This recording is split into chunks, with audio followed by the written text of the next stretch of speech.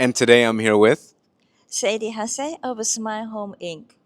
And we do an AI core product which is called Swipe Home, which helps supporting people to actually find a home so easy and fast. Why did you decide to start a business here in Japan? Well, my first client, William, came from Florida, and we actually spent a 3 month journey to find his home. And he struggled actually for 3 months. He had to stay at the hotel. He kept, failing, passing the, like screening so that it's just sparks in my mind like can I do something like technologically serving to foreign people for finding their home. So that's actually the motivation and reason why I started this business. What were some of the challenges of starting a business in Japan? Well, real estate business is quite traditional and conservative, and they don't really trust people easily. So it's like we have to, meet up with them, and so it's just it takes time. So that's the hardest time, thing that I face on that right now. There's a lot of real estate companies in Japan. What makes you stand out? It's AI actually. Okay. Yeah, because AI is a new technology in Japan, and the real estate business in Japan is much behind in technology, and nobody actually does AI core apps, provided in the market, and our AI learn, about your preference from your like conversation and also like your swipe actions, and so you can narrow down the ideal home very quickly with the help of AI. So that's quite unique. But with AI, a lot of your competitors also have access to it. So what makes them, what's stopping them from doing what you do? That's a good question. I don't really know. It's just that they don't really want to change the way of how they work. Because as I mentioned, real estate business is quite traditional and conservative, field. So they don't really want to change the way how they deal with, customers.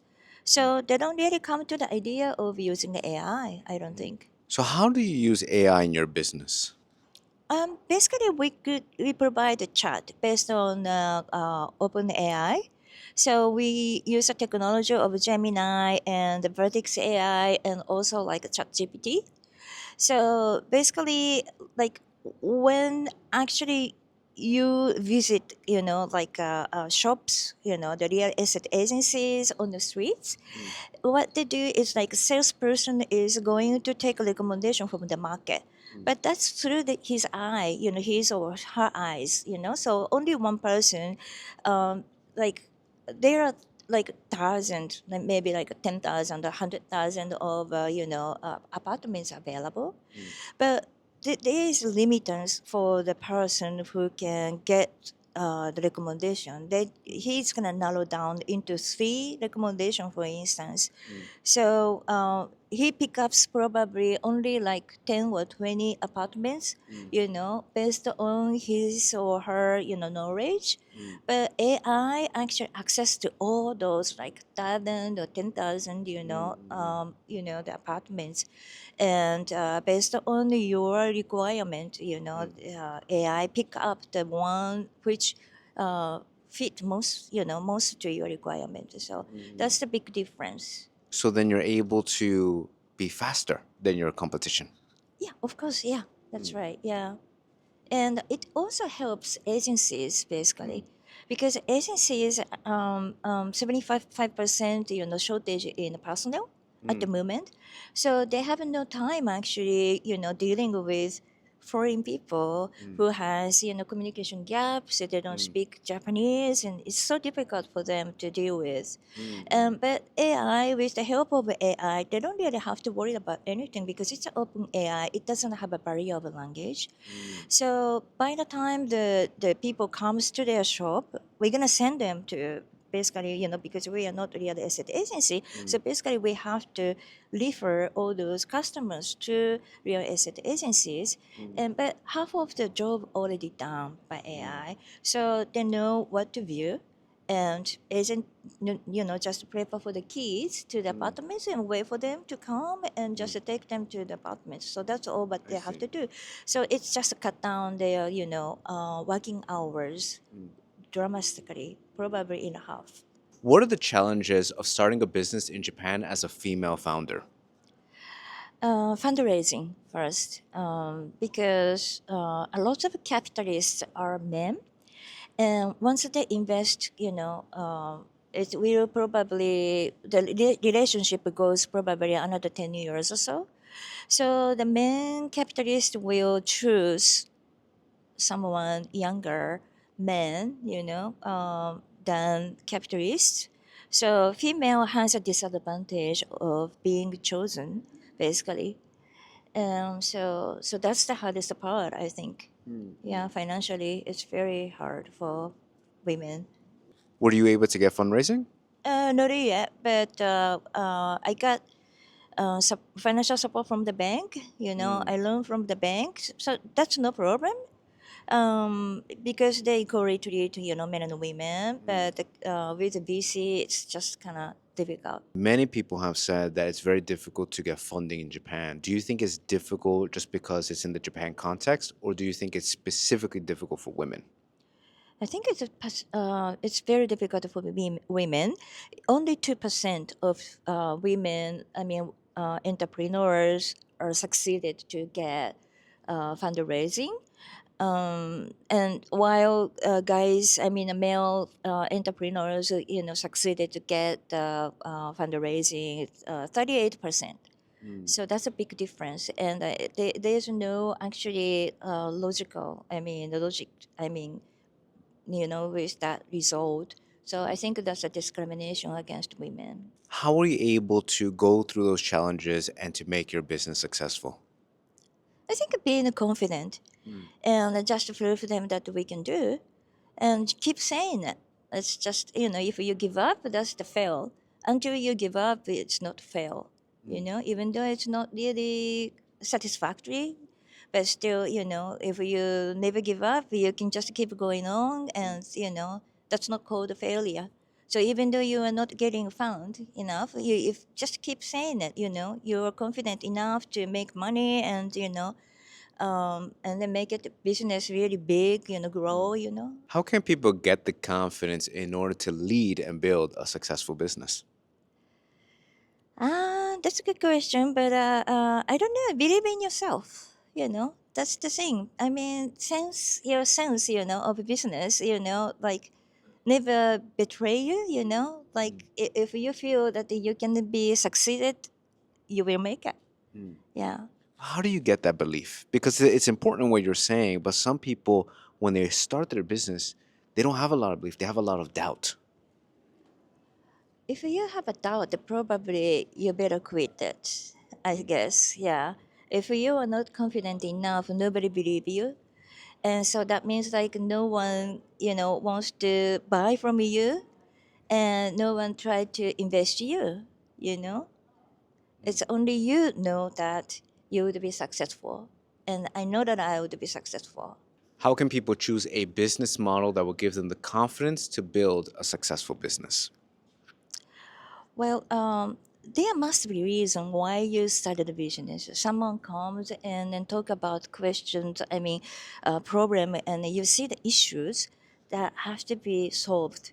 So I think that if you feel like somebody's gonna probably solve this problem, Mm, if you are not doing that, and definitely doing it because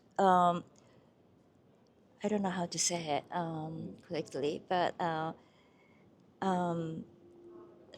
the issues that you see is not really making money, but you definitely feel that you need it for society, mm, for good, and you really wanted to contribute on society, and then you believe that you can do it, and then that the money comes after. Chances will follow you. mm. That's how you become successful, I think. What is the step by step process that someone can take right now to build a business in Japan? Oh, step by step.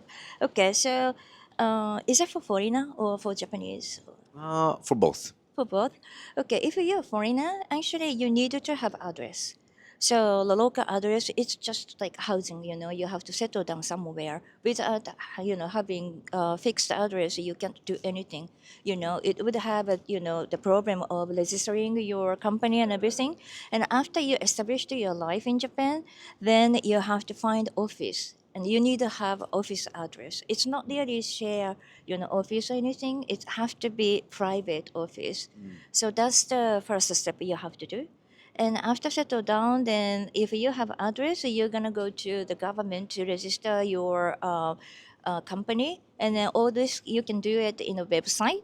But if you don't understand, we are here in the Tokyo innovation base, and they have like information desk in the second floor. You can talk to them, and then you can get advices. And also, you can go to Shibuya Ward office, where you can get advice for setting up in Japan. And for Japanese people, I think it's easier. Basically, they have addresses, so. Sign up with the office and go to the government. So it's the same, process basically. What are some of the misconceptions that people have when starting a business in Japan? Misconception. Okay. Maybe some people think that like because registering company doesn't require any like capital, so you can actually register company with zero capital. But actually, you needed to have a money to start, day first. I mean, you needed to have, saving at least, to run a business. I mean, you can't do it by yourself, so you needed to hire some people probably, and then it requires some money for registration, and maybe hire lawyers to help you and all that. So you needed to have um, money, and even though it's small, saving, um, actually the nothing is enough. So you you always have to have, and that's, I mean, if you have a money, it's just due to your confidence as well. Got So it. Okay. yeah, So so how do they get the money though? from working from working Okay, from working basically, first. yeah, from working first, yeah. Okay. Okay. And also from the bank. So Okay. yeah, talk to the bank, and having a really good relationship with the bank, even though the capitalist comes and step in and show you the interest, for investing in you, but still, let's have a really good relationship with the bank. And in Japan, there are so many like community banks. Yeah, it's What exactly is a community bank in Japan? community bank is different from a city bank, and it's just really rely on those like business owners in small area, like maybe let's say like Shibuya World has like community banks, for Shibuya, and maybe like Meguro and somewhere close, that's there for neighborhood, kind of like a bank. Is it easier for founders to get a loan at a community bank? Yeah, definitely. And also they have kind of like a gathering and meetups and all that kind of a thing. And so it's very easy to consult with them. You can't really have a really, mega bank and then talk about like, finding customers for you. They're not going to do that. But community bank, yes, they can hear you, and from the accounts they have, they can match you to your ideal customers. So yeah, Interesting. very Okay. good to know community bank people. Yeah. So for people who want to start a business in Japan but need capital, how can they get a loan here? First, I'm gonna recommend the government bank. So that is called Coco, and Coco has branches in the small towns, and you can just go to their website and contact them. That's the first step. Yeah. What's the second step? Second step is either talking to the city bank or community bank, and then open up the bank account. Mm, But I just have to mention, like, open up account in a mega bank is quite difficult mm, because they have like, well, they kind of like a check your profile and everything. So without any like history of a business, mm, probably opening up account in a mega bank is not easy, but mm, that's okay. I mean, I mean, as you grow, they're mm. gonna come to you. So, So, how can you get a loan here in Japan to start your business? they have actual advertisement. Like some banks has their information of like investing startups, so you can actually apply for that. Mm, And also, if you talk to the local government, like a Tokyo metropolitan government, for instance, or or anywhere you wanted to settle down, mm. then talk to them, and then they know all the information. Is it easy to get a bank loan in Japan to start a business? I wouldn't say easy, but I mean, if you take the steps, like the step, like having address and sign up for office Mm, and then have the maybe 5 years plan, business plan, mm. and yeah, and then talk to the salesperson in bank, and yeah, so you can do. What made you decide to leave your corporate job and to start a business in Japan? Well, the corporate that I used to work for is a very big company, so nobody actually quit by themselves. Mm, Um, but I think I already always have a entrepreneur spirit because my father was also entrepreneur, mm, and so I think I always thought like I would do this, and I didn't want to work for company, mm, for rest of my life. mm, I mean, it's just a totally like working with a team mm, and requires a different type of skills actually, mm, like cooperative and like friendliness, and sometimes you're not really, saying your opinion, mm, being quiet sort of things. But I really wanted to take initiative, mm, for my life, and so yeah, that's the reason. I mean, I don't know why, but I wasn't completely happy for mm. working for someone or for company, and so that's. I mean, if I not happy, I should really challenge for my life. So yeah.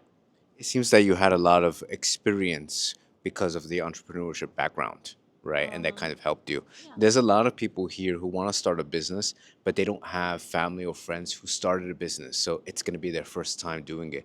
How do you think they can overcome that to start their business? You can come involved in a community.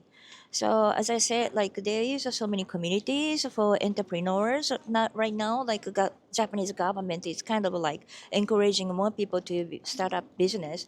So Mm, there are so many events going on. So if you look up a Luma or like a Meetup, app, and the website of government, you can always find that, like like a community events. mm, mm. So yeah, so get involved, just get out of your bed and Get out of bed, right? yeah, Okay. like oasis, right? Okay. Yeah, and yeah, take your opportunity, I mean take your chances, and get involved in this community and talk to people what you wanted to do, Mm, and you'll be heard. Yeah. perfect. Yeah. Awesome. Thank you so much. I really appreciate it. Yeah, sure. Thank you very much.